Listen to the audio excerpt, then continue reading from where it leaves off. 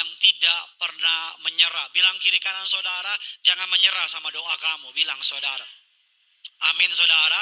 Persistence prayer.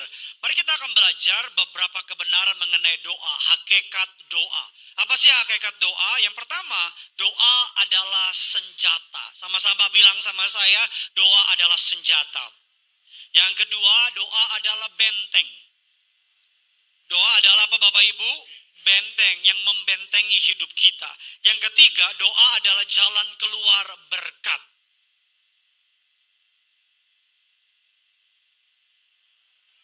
Kita ulang dari awal. Doa adalah senjata. Doa adalah benteng. Doa adalah jalan keluar berkat. Dan yang keempat, doa adalah hiburan. Amin. Ketika kita berdoa, Tuhan hibur kita. Doa adalah kelegaan. Ketika kita berdoa, masalah kita Tuhan selesaikan. Doa adalah damai, sejahtera, dan sukacita. Ketika kita berdoa, Tuhan kasih kita damai sejahtera. Amin saudara. Nah mari kita akan belajar. Ada seorang anak kecil di rumah. Dia berdoa dengan suara yang besar. Tuhan, saya butuh sepeda baru Tuhan. Tuhan, saya butuh sepeda baru Tuhan. Mamanya keluar dari kamar bilang, Dek, doa gak usah teriak-teriak. Tuhan gak tuli. Tuhan dengar kok. Kata anaknya gini, memang Tuhan gak tuli. Tapi papa bisa jadi tuli. Karena dia doa keras-keras Bapak Ibu. Supaya apa? Supaya papanya dengar. Doa Bapak Ibu adalah bukan soal durasi. Kisah ini menjelaskan doa yang ditujukan kepada Tuhan bukan untuk menarik simpati orang lain. Doa yang ditujukan kepada Tuhan bukan untuk mencari perhatian orang lain. Nah kita akan belajar cara berdoa yang benar. Bapak Ibu, sikap doa terbagi menjadi dua. Berapa Bapak Ibu? Jasmani, tubuh, dan rohani. Yang pertama, banyak orang bingung mengenai postur tubuh dalam doa. Angkat tangan apa enggak, angkat kaki atau enggak, atau bagaimana, dan sebagainya. Yang pertama, sikap tubuh dalam berdoa. Dalam Alkitab, doa tidak terpaku pada satu posisi. Saudara, doa bisa berdiri atau duduk. Berlutut atau bertelut. Berjalan atau sambil nyetir mobil. Saudara bisa sambil olahraga pagi, tapi sambil apa? Doa, Tuhan tolong saya. Saudara bisa nyetir sambil doa, tapi please buka mata. Karena kalau engkau nyetir sambil tutup mata, amin, kau jumpa Bapa di surga. Bapak bilang, ngana so sampai, kata Bapa di surga. Doa bisa sambil saudara dan saya bisa mengangkat tangan atau menadah tangan. Bisa bersujud atau merebahkan diri. Intinya di dalam Alkitab, doa adalah komunikasi. Doa bukan soal tutup mata, buka mata. Jadi jangan sibuk sama tutup mata atau nggak buka mata. Saya pernah doa buka mata di mimbar. Ada jemaat WA saya, Bapak kalau doa tutup mata dong. Saya pernah doa, Bapak Ibu doa makan nggak tutup mata, buka mata. Istri saya bilang, sayang tutup mata dong. Enggak, ini berdoa sambil berjaga-jaga. Karena depan saya ada babi panggang. Jadi kalau saya tutup mata, udah hilang itu babi panggang. Jadi doa bukan soal duduk diri, bukan soal sujud atau duduk, bukan soal buka mata tapi soal apa? Hati kita sama Tuhan. Jadi jangan lagi debat soal posisi dalam berdoa. Yang kedua, sikap hati. Bagaimana kalau kita berdoa sikap hati yang benar? Ini baru pembukaan. Yang pertama, sikap hati dalam berdoa adalah hati yang rendah hati. Artinya doa itu Bapak Ibu kita ngomong sama raja di atas segala raja. Kita nggak boleh sombong. Ada orang dalam doa aja masih sombong dia. Di sini nggak ada orangnya. Di Roti Boys itu. Doa adalah yang pertama adalah harus dengan hati yang rendah. Dia raja, kita hamba, anak. Gak ada anak minta sama bapaknya, Pak kalau gak kasih gue hantem lu. Gak. Yang kedua, doa harus dengan hati yang tulus. Bilang kiri kanan saudara, tulus. Kalau tulus gak bisa, Raisa juga boleh. Kasihan itu gugat cerai dia saudara. Kasihan. Apalagi Apalagi dia iklannya minum yang airnya dari sumur bor. Itu yang ketawa gitu, yang ngerti itu semua. Yang bengong. Doa harus dengan hati yang tulus, jangan doa pamer. Ada orang doa Bapak Ibu ketika doa di depan umum, suaranya langsung tiba-tiba berubah. Tuhan. Sebab Tuhan bilang, ini siapa yang doa kata Tuhan? Gua gak kenal sama ini orang. Ada orang doa buat pamer. Yang ketiga, doa harus percaya. Sama-sama bilang sama saya, berdoa yang tidak percaya sama seperti dengan tidak berdoa. Amin. Ada orang pernah saya bilang sama saudara, pernah minta, Pak Pendeta tolong doain dong, biar saya bisa masuk perguruan tinggi negeri. Tolong doain. Kita pendeta bukan lagi doa, bukan lagi pegang kepalanya, udah dikrimbat. Selesai saya doain, amin. Saya nunggu mobil di depan sebuah tempat gereja. Masuk ke dalam celah ruko itu. Orangnya lewat, ngomong sama temennya, kayaknya gue gak yakin dapat satu bangku. Lah mati saya, kenapa lo maju? Lapet. Gak boleh. Mama nonton nanti dimarahin. Kenapa lo maju kalau begitu? Doa harus apa? Percaya. Bilang kiri kanan saudara, kamu berdoa percaya enggak? Siapa yang percaya jomblo-jomblo di sini dapat pasangan hidup? Nggak percaya tuh kamu kayaknya tuh. Siapa yang berdoa yang sudah menikah dapat keturunan? Siapa yang belum punya rumah berdoa Tuhan kasih rumah? Banyak ya. Cuma mau ngetes aja. Yang keempat, doa harus mengampuni. Kalau kamu masih punya kepahitan sama orang lain, pesan saya ampuni dulu. Kalau kamu masih benci apalagi sama mamamu, ampuni dulu. Doa harus punya hati yang mengampuni. Nah mari kita masuk Bapak Ibu dalam inti khotbah saya. Lukas 18 ayat 1 sampai dengan ayatnya yang ke-8. Mari sama-sama kita baca bergantian. Saya baca ayat 1, saudara baca ayat yang kedua. Demikian seterusnya. Yesus mengatakan suatu perumpamaan kepada mereka untuk menegaskan bahwa mereka harus selalu berdoa dengan tidak jemu-jemu. 2 silakan.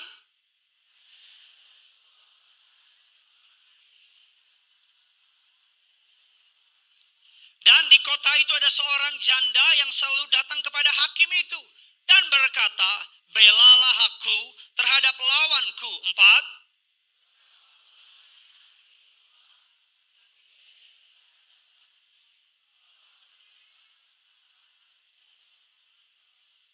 Namun karena janda itu menyusahkan aku, baiklah aku membenarkan dia supaya jangan terus ia datang dan akhirnya menyerang aku. 6. Ayat 7 dan 8 kita baca sama-sama. Tidakkah yang siang malam dan adakah ia sebelum apa? Ayat yang ke-8 kasih keras lagi suaranya. Aku akan tetapi jika adakah ia apa? Yang percaya oleh firman Allah katakan amin. Saya suka banget, biasanya Yesus kalau kasih perumpamaan, dia jelasin di belakang. Betul? Tetapi kali ini Yesus kasih perumpamaan, dia buka di poin yang pertama. Dia kasih jelas bahwa perumpamaan ini, ayat yang pertama tolong ditampilkan. Perumpamaan ini diberikan Bapak Ibu, bahwa mereka harus selalu berdoa dengan tidak. Jadi Yesus sedang ngajar kita melalui penulis dari kitab Injil Lukas, mengingatkan kita bahwa kalau berdoa itu jangan hanya 1 hari, jangan hanya 2 hari, jangan hanya 3 hari, tetapi terus menerus. Nggak dijawab hari ini, doa lagi. Nggak dijawab besok, nggak dijawab besoknya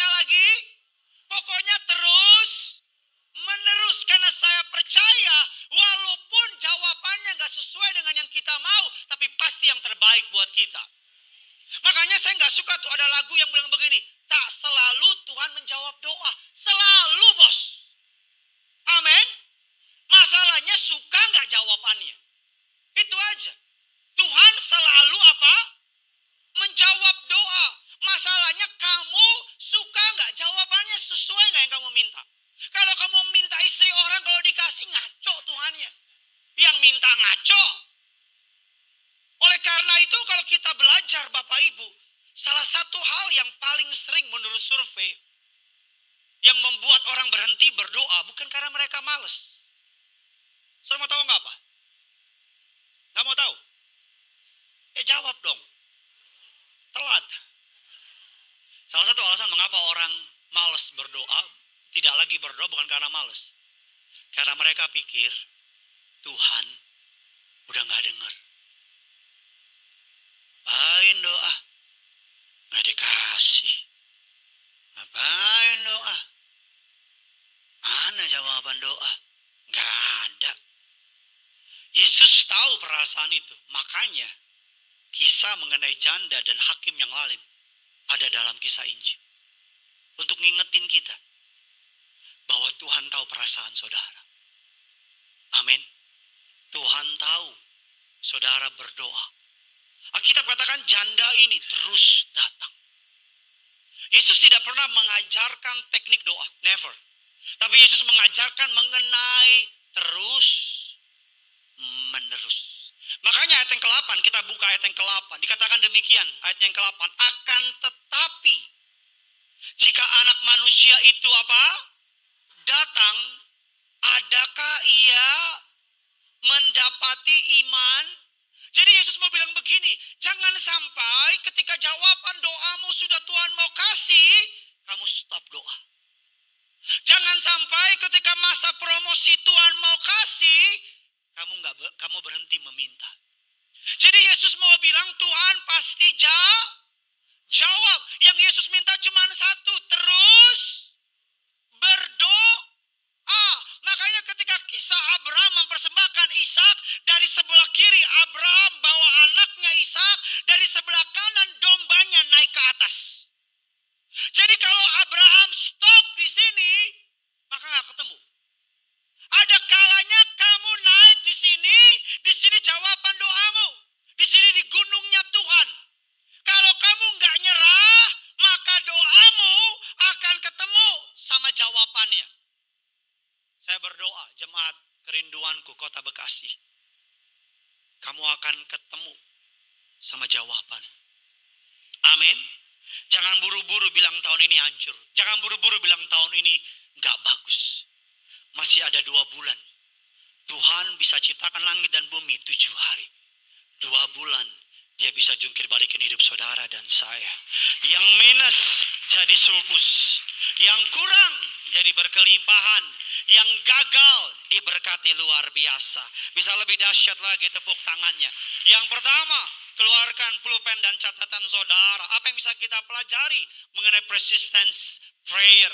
Yang pertama adalah Tuhan meminta iman yang tetap berdiri di dunia yang tidak adil. Kisah janda dan hakim yang lalim. Bapak Ibu, dari keempat Injil, Matius, Markus, Lukas, Yohanes, hanya Lukas yang bukan orang Yahudi. Lukas adalah tabib Yunani. Kitab Lukas ditulis sekitar abad tahun ke-60 sampai dengan 70 Masehi. Kitab Lukas, Bapak Ibu, diketemukan dalam naskah tertua. Bapak Ibu, pada tahun 175, tahun 225, ada teksnya. Yang paling penting, Bapak Ibu, kitab Lukas adalah satu-satunya kitab yang menyajikan kronologi kehidupan Yesus dari kelahiran sampai kenaikan lengkap. Kitab Lukas. Nah, yang menarik dari kitab Lukas adalah di sana Lukas sedang menonjolkan belas kasihan Tuhan kepada orang-orang kecil. Makanya kisah anak yang hilang, orang miskin, perempuan, orang berdosa hanya ada di kitab Lukas. Ini marganya Simanjuntak. Hanya ada di kitab Lukas. Nah, kalau kita melihat Bapak Ibu penulis kitab Lukas ingin menunjukkan kisah tentang hakim yang lalim dengan janda yang miskin, ia ingin menunjukkan di dunia yang dipenuhi ketidakadilan, Allah masih mendengar suara orang kecil. Saya ulang sekali lagi, di dunia yang dipenuhi ketidakadilan, Allah masih mendengar apa Bapak Ibu? Suara orang kecil. Alkitab mengatakan hakim ini Bapak Ibu bisa disuap. Alkitab bilang hakim ini Bapak Ibu, bahwa hakim ini tidak punya moral dan tidak punya belas kasihan. Jadi ini hakim punya kuasa, tetapi ini adalah model dari hakim yang paling hancur. Udah punya kuasa, bisa disuap, sistem hukumnya korup di zaman Yesus, bukan di zaman sekarang saja. Di zaman Yesus korup, dan masalahnya dia nggak punya moral, nggak punya belas kasihan. Di keadaan yang paling hancur itu, tiba-tiba muncullah seorang Godzilla. Muncullah seorang apa? Janda. Saudara bisa nangkap gak? Hari ini saya kayak khotbahnya berbeda daripada biasanya. Bisa nangkap gak saudara? Yesus menggambarkan seorang hakim, sistem hukum yang korup, yang hancur. Dan celakanya hakim ini tidak bermoral, tidak punya belas kasihan. Tiba-tiba dari sudut merah hakim yang lalim, dari sudut biru muncullah janda. Kenapa janda? Kenapa nggak orang muda? Kenapa nggak orang kaya? Kenapa pada diam? Karena Tuhan ingin menonjolkan bukan soal kekuatan, tapi Tuhan ingin menonjolkan soal keteguhan. Tadi pagi jam 7 sih dengar kata ini, amin mereka semua. Tuhan ingin menonjolkan bukan kekuatan, tapi apa? Keteguhan. Bilang kiri kanan saudara, udah terus aja doa. Amin. Terus aja apa? Udah doa aja. Tuhan sedang ngajarin kita, Bapak Ibu, bahwa hakim tersebut, Alkitab bilang, maka janda itu terus datang tanpa henti. Janda itu terus datang. Alkitab nggak bilang berapa tahun. Alkitab nggak bilang berapa lama. Tapi Alkitab bilang janda itu apa? Terus datang. Sama-sama bilang sama saya, terus menerus. Terus menerus. Goal dari khotbah hari ini adalah untuk saudara yang udah gak pernah berdoa lagi, biar pulang dari ibadah ini doa lagi. Untuk saudara yang sudah mulai menyerah, udah gak usah doa lagi. Pulang dari tempat ini, kembali berdoa. Amin. Mari kita akan melihat Bapak Ibu mengenai perbandingan antara janda yang gigih dengan umat orang percaya. Janda yang gigih di sebelah kiri. Di sebelah kanan adalah picture of us, saudara dan saya. Alkitab katakan janda yang gigih. Pihak yang didekati oleh janda yang gigih adalah hakim yang berhati dingin. Hakim yang lalim. Hakim yang tidak takut akan Allah, tidak peduli pada sesama. Yang didekati oleh umat percaya adalah Bapa yang berhati hangat. Seorang Bapa yang mengasihi, peduli, dan sayang sama saudara dan saya. Dari pendekatannya saja, beda apa sama? Beda apa sama? Beda. Yang kedua, tempat pendekatan. Janda mendekati yang namanya pengadilan hukum. Di mana bisa ada korupsi, bisa kejam, tidak berpihak kepada janda. Tetapi saudara, tempat yang didekatinya adalah tata kasih karunia. Sama-sama bilang sama saya, tata kasih karunia. Beda apa sama? Dan yang ketiga, Bapak Ibu, hasilnya. Janda mendapatkan keadilan yang harus ia peroleh dengan cara apa Bapak Ibu? Memaksa dan sehingga hakim tersebut merasa apa? Lelah. Tetapi saudara dan saya mendapat jawaban doa bukan karena kita gangguin Tuhan. Bukan karena keadilan, tetapi kita mendapatkan karena belas kasihan. Apa yang ingin saya sampaikan sama jemaat pada jam 9.30 pada pagi ini? kalau hakim yang lalim saja mau tolong janda yang miskin karena diganggu tiap hari, apalagi Bapamu yang di surga, dia pasti mau dengar doa saudara. No, kita bukan mendapat jawaban doa kita karena kita tiap hari gangguin Tuhan. No. Maksud Tuhan bukan seperti seorang anak yang gangguin papanya. Papa minta es krim, dan papanya karena sebel dikasihlah es krim plus cyanida. No, enggak. Saya kalau pergi liburan sama 2 orang anak saya, bocah Bapak Ibu. Kemarin kami pergi liburan seminggu ke Bulan. Ampun, anak saya pengen ini, pengen itu. Dia minta, terus saya kasih dia. Karena apa? Belas kasihan. Enggak keganggu. Karena saya sayang. Saya kasih. Jadi saudara jangan pikir kalau saudara doa tiap hari, saudara gangguin Tuhan, bukan. Tapi saudara doa tiap hari, saudara mendapat jawaban doa bukan karena Tuhan terganggu. Tapi karena belas kasihan. Artinya Bapak Ibu bahwa Tuhan meminta kita untuk tetap beriman di tengah dunia yang tidak adil ini. Saya ulang lagi, kalau kamu hari ini diperlakukan gak adil di kantor, di perusahaan, di lingkungan, Tuhan meminta kamu untuk punya iman kayak janda ini. Yang tetap beriman. Kabar baiknya yang kamu doakan bukan hakim yang lalim, tapi Bapa yang mengasihi saudara. Amin. Kalau janda aja punya iman sama hakim yang lalim, kenapa kamu gak punya iman? Halo? Ada orang pagi ini amin? Kalau janda aja Bapak Ibu punya iman, kalau saya ganggu terus hakim ini pasti dikasih. Kalau hakim yang lalim aja capek, apalagi Bapamu di surga. Goal dari khotbah ini untuk ngajar saudara untuk berjuang dalam doamu.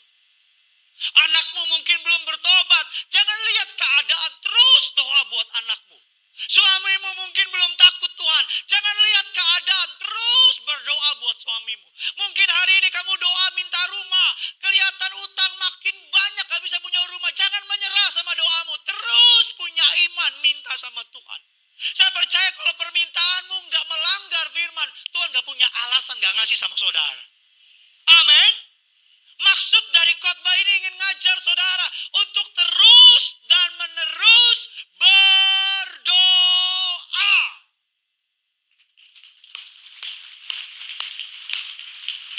Mari kita melihat yang pertama adalah Tuhan meminta kita untuk tetap punya iman di dunia yang tidak adil ini. Saya tahu siapa di sini yang udah mulai lelah karena keadaan gak berubah-berubah. Ya, kejujuran adalah awal dari dipermalukan. Anggap apa? Ini gereja yang minta saudara jujur. Siapa yang udah mulai capek doa? Siapa yang udah mulai bertanya-tanya, Tuhan denger gak sih? Siapa yang udah mulai, doa mulu gak ada perubahan? Siapa yang gak peduli sama sekali mau hari ini semua ini? Ngomong apa, ini banyak ngomong bacot gitu. Abang saya nomor 3, 20 tahun lebih narkoba. 20 tahun lebih. Ada keluarga ngomong gini sama mama saya. Eda, tahu kan Eda? Itu panggilan orang Eropa. Yang ngomong soal Eda, Jumat ini di sini ada worship night. Horas Jesus. Jadi pujian penyembahan dengan budaya Batak. Ada gondang, ada suling, babi panggang nggak ada. Saudara, di sini ada yang bilang gini, Pak boleh nggak datang pakai ulos? Pakai ulos, bawa terus. Pak saya bukan orang Batak, boleh datang nggak? Boleh. Orang Jawa boleh, karena bukan kusono. Tapi saudara kalau pengen merasakan nyanyi, joget-joget dengan budaya Batak, ini muka-mukanya senyum orang Batak semua nih. Datang Jumat ini di sini. Ibadah itu jam 7. Pesan saya datang lebih cepat. Karena ini nanti malam nih sore jemaat udah pada tinggal di sini. Kalau gua pulang nggak ada bangku nih kalau gua pulang. Nanti 14 November, ini kan Horas Jesus. 14 November bulan depan ada Indonesia Timur memuji. Ya, salah satunya teman saya Marcelo Tahito. Lo cewek-cewek awas Nora lo. Marcelo. Jadi dia akan mimpin Indonesia Timur memuji. Tahu Marcelo kan? Pemain back kanan Real Madrid.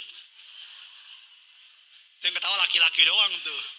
Yang cowok, yang cewek nggak ngerti. Indonesia Timur memuji. Nanti akan ada lagi Indonesia, nggak tahu lah di mana lah. Ini gereja bisaan aja Timur lah, Horas Jesus lah. Makanya datang. Yuk kita perjamuan yuk. Jadi Tuhan mau, abang saya 20 tahun narkoba. Ada keluarga ngomong gini, biasanya itu dari 6 bersaudara, 1 yang gagal. Biasanya itu ada yang gagal 1. Nah, ada ngomong gini, udah Eda, suruh aja dia sekolah pendeta. Kan biasa begitu. Yang pintar suruh jadi pengusaha. Yang rada-rada biang kerok suruh jadi pendeta. Bisa kebayang gak jadi apa jemaatnya? Tapi hari ini abang saya sudah berapa tahun bebas dari narkoba. Sama-sama bilang selama saya masih bernapas. Gak kurang semangat, selama saya masih bernapas. Saya akan terus berjuang dalam doa. Selama saudara masih bisa berdoa, maka selama itu kamu akan baik-baik saja. Jangan nyerah, Pak. Jangan nyerah, Bu. Anak-adik muda, jangan nyerah. Doa terus. Doa terus. Saya bisa cerita dari pagi sampai sore. Kesaksian-kesaksian orang. Tahun ini kan Tuhan kasih tema besar gereja ini, The Year of Many Open Doors. Nanti minggu ke depan kita akan ceritakan, ada banyak kesaksian orang yang pintunya Tuhan bukakan tahun ini. Saudara yang belum dibukakan pintunya tahun ini, jangan takut. Masih ada 2 bulan. Tuhan sanggup bukakan pintu-pintu buat saudara. Ayo lebih dahsyat, tepuk tangan di atas kepalamu. Sama-sama bilang sama saya, Tuhan buka pintu. Yang kedua, Bapak Ibu dari khotbah ini, sambil saya undang pemain gondang, pemain keyboard. Tuhan mengajar kita bahwa the justice of God never sleep. Bahwa kasih atau keadilan Tuhan tidak pernah tertidur. Mungkin hari ini kelihatannya di muka umum orang jahat menang. Mungkin hari ini kelihatannya orang yang jahatin saudara baik-baik saja. Mari jujur sama saya pendeta saudara. Siapa yang di sini lihat orang yang kita jahatin makin maju, baik-baik, makin gemuk, makin sehat, makin kaya. Sedangkan kita yang dijahatin kayaknya nelangsa gitu. Udahlah, ngakulah. Kadang-kadang kalau kita lihat Instagram mereka, kita bilang, bah, cemana Yesus ini? Orang Batak gitu kan, Yesus. Cemana Yesus ini? Jahatnya. Kok makin kaya dia? Tuhan tidak, keadilan Tuhan tidak pernah tertidur. Maka ayat yang ke-6, mari kita baca ayat yang ke-6. Kita baca sama-sama ayat yang ke-6. 3, 2, ya. Kata Tuhan apa? Camkanlah apa yang dikatakan apa? Hakim yang lalim itu. Tidakkah? Ayat yang ke-7, tidakkah Allah akan membenarkan orang-orang pilihannya? Siapa orang pilihan Tuhan? Yang apa Bapak Ibu? Siang dan malam apa? Berseru kepadanya. Pertanyaannya, kamu masih berseru enggak? Pertanyaannya, kamu masih berseru enggak? Takutnya kamu cuma orang benarnya, tapi udah gak berseru lagi. Takutnya banyak dari kita sebulan doa, 2 bulan udah mulai lemah, 3 bulan udah mulai males, 4 bulan doa cuman kalau ingat, 5 bulan udah pasrah. Udah kita nyanyi lagu deh tuh, lagu rohani. Apa yang terjadi, terjadilah semuanya.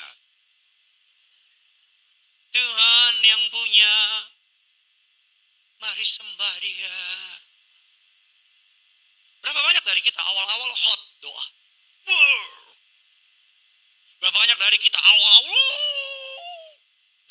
surga. Dar, dar, dar, dar, dar. Lama-lama lo begini. Dar, dar, dar. Udah gak pernah ketok lagi. Capek ah. Bohong. Kalau hari ini kamu lihat orang yang jahat sama kamu, kehidupannya makin baik-baik saja. Jangan marah. Orang jahat itu bukan urusanmu, urusan Tuhan. Jaga hatimu. Jaga hidupmu. Saya pendeta yang percaya. Tuhan gak pernah tidur. Tuhan gak pernah apa?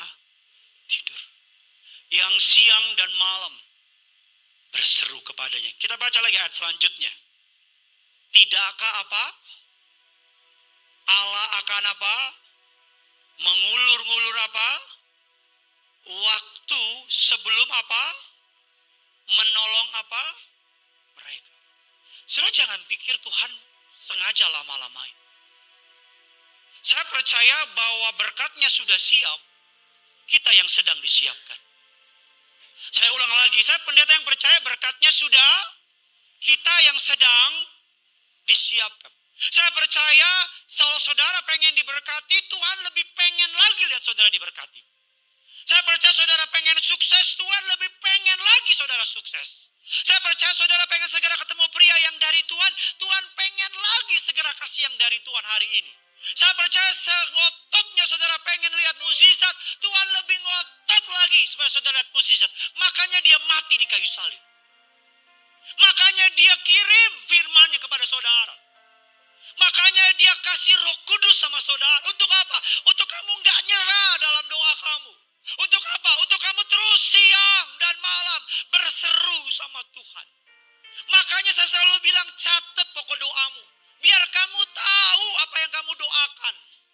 Ada orang doa cuman doanya ngasal gitu. Catat minta apa. Tiap hari doakan. Perkatakan, doakan. Perkatakan, doakan. Perkatakan.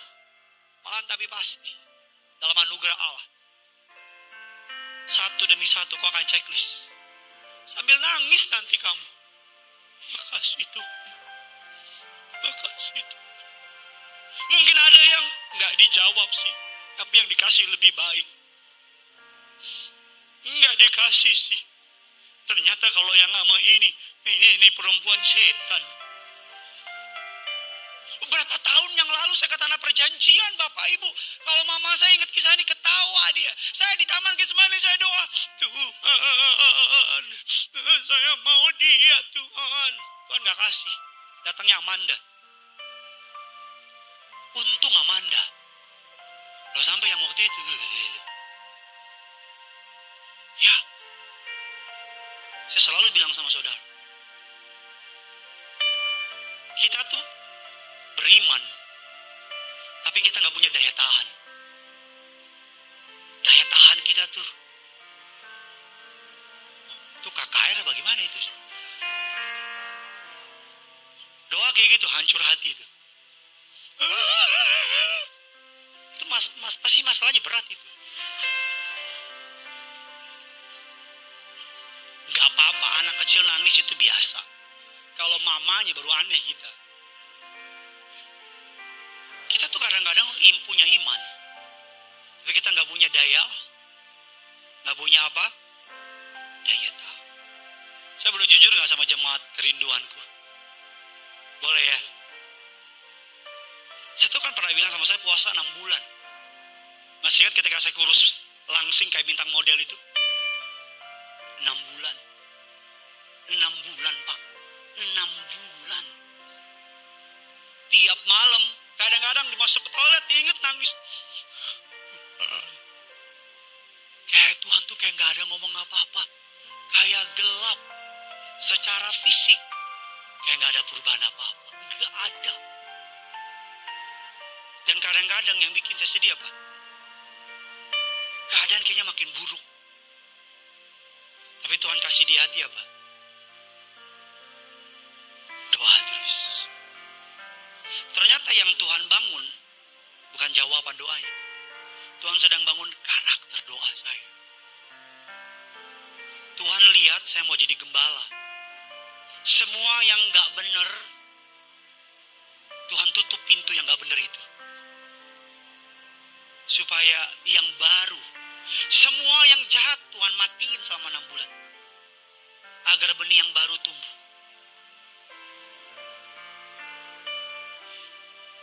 Kalau saya boleh jujur, 6 bulan kemarin, teologi saya sama Tuhan berubah.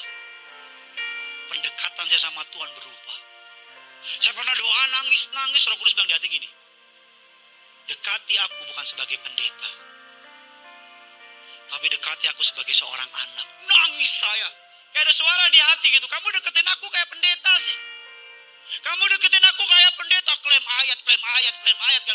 Deketin aku kayak anak. Kamu anak, aku bapak. Langsung namanya anak kan kayak tadi. Dia bapak, kita anak. Dia bapak, kita anak. Bilang kiri kanan saudara, kita anak bos. Bilang sama yang baru ngomong, tapi beda bapak bumi. Bos maksudnya keluarga aneh nih keluarga. Tapi bapak kita suka. Tuhan gak pernah tertidur. Yesus bilang camkanlah. Yesus sedang pengen kasih tahu sama saudara, kasih tahu Bapak Pendeta, bahwa Allah tidak seperti hakim dunia. Kurang, bahwa Allah tidak seperti hakim dunia. Allah, Yesus sudah bilang begini, camkanlah. Yang kedua, bahwa Allah tidak perlu dibujuk. Allah bukan kayak bapak kita yang papa, kasih dong. Itu bapakmu. Tapi kalau Allah tidak perlu apa? Dibujuk. Kamu kalau ngomong gak usah, oh Tuhan. Kamu ngomong kayak sama perempuan gitu. Di mana Allah gak perlu dibujuk. Yang ketiga, Yesus bilang camkanlah. Ya saudara ngerti. Ia menjawab karena kasihnya, bukan karena tekanan kita. Jadi jangan percaya sama orang yang ngomong begini nih. Udah terus aja, terus. Tekan, biar Tuhan tekan. Nanti Tuhan juga capek, Tuhan jawab. Emang Tuhan bisa kita tekan? Jadi kalau gitu Pak Pendeta, saya terus berdoa supaya apa? Ya supaya bertumbuh karakter kita dalam Tuhan. Amin. Supaya kita lebih mencintai Tuhan daripada berkatnya. Supaya kita menyadari Tuhan, supaya kita kenal. Makin sering ngobrol sama orang, makin kenal karakternya. Kalau makin kenal, kadar pengenalan kita akan Tuhan akan menunjukkan rasio ketenangan kita dalam hidup ini. Saya ulang lagi, rasio ketenanganmu menjalani dunia hidup ini adalah ditentukan kadar pengenalanmu akan Tuhan. Makin kamu kenal Tuhan, makin tenang kamu jalani hidup. Betul tidak? Makin apa? Tenang kamu jalani. Kadang-kadang kamu tahu.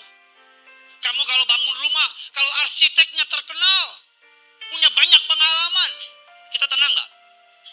Karena tahu. Jadi ketenangan kamu ditentukan bukan harta kamu, tapi ketenangan kamu ditentukan. Pakai lagu gini kan, lagu demikian. Di saat badai bergelora, ku akan terbang. Bapa kau raja atas semesta. Kau sekali lagi di tempat dudukmu dengan iman. Di saat badai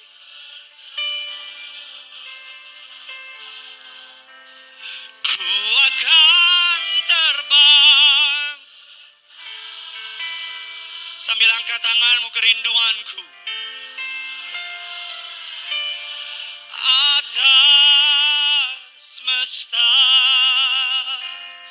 ku tenang sebab.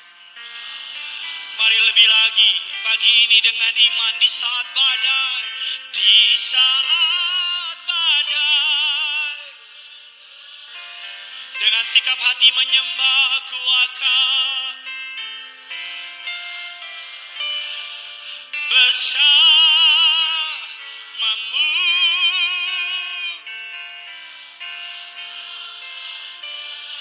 Atas semesta ku tenang sebab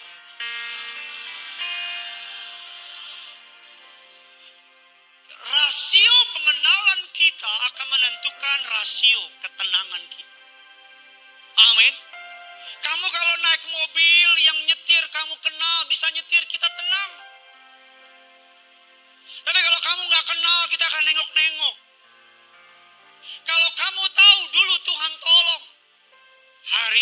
pasti tahu, dia juga pasti tolong. Kenapa kamu bisa naik pesawat gak kenal pilotnya tapi tenang? Kenapa kamu menjalani hidup kenal Tuhanmu tapi gak tenang? Halo? Kenapa dokter kasih obat makan sehari 3 kali? Kamu gak tahu isinya apa, kamu makan. Kenapa Tuhan ngomong kamu gak tenang? 6 bulan Tuhan ajar saya kenal Tuhan. Dan pengenalan terus bertumbuh, gak berhenti di situ. Yang kedua, Tuhan mau bilang begini mengenai kisah janda yang miskin ini. Pak Bu, udah janda, miskin lagi. Terus celakanya musuhnya hakim yang lalim. Ini mah hancur punya deh. Hancur punya. Tapi Tuhan bilang begini, camkanlah. Seakan-akan Tuhan bilang begini, aku bukan hakim yang lalim. Aku mengasihi kamu. Amin. Jadi kamu doa terus-menerus bukan supaya kamu gangguin Tuhan. Enggak. Tuhan enggak pernah terganggu sama seruan umatnya. Amin. Tuhan enggak pernah apa? Bilang kiri kanan saudara, dia malah seneng kamu datang. Amin. Tuhan enggak pernah terganggu sama doa kita. Malah dia senang. Dia apa Bapak Ibu? Senang. Makanya Bapak Ibu punya asumsi iman. Apa itu Pak Pendeta? Asumsi iman adalah bahwa selalu Allah sedang melakukan sesuatu. Bahkan sebelum aku mengetahuinya. Sama-sama bilang sama saya. Selalu. Amin. Gak tahu sih. Tapi di belakang layar. Tuhan bekerja. Saya berdoa untuk jemaat yang hari ini dengar. Kita akan menyembah Tuhan habis ini. Dan habis itu kita bisa berdoa sama Tuhan. Inti dari khotbah ini cuma satu. Janda yang miskin tak berdaya. Terus menerus kepada hakim yang lalim. Dikabulkan. Kabar baik hari ini. Kamu umat percaya. Datang kepada Bapa yang mengasihi kamu. Doamu yang terus menerus. Tuhan pasti kasih jawaban. Amin. Mari kita tutup Alkitab kita.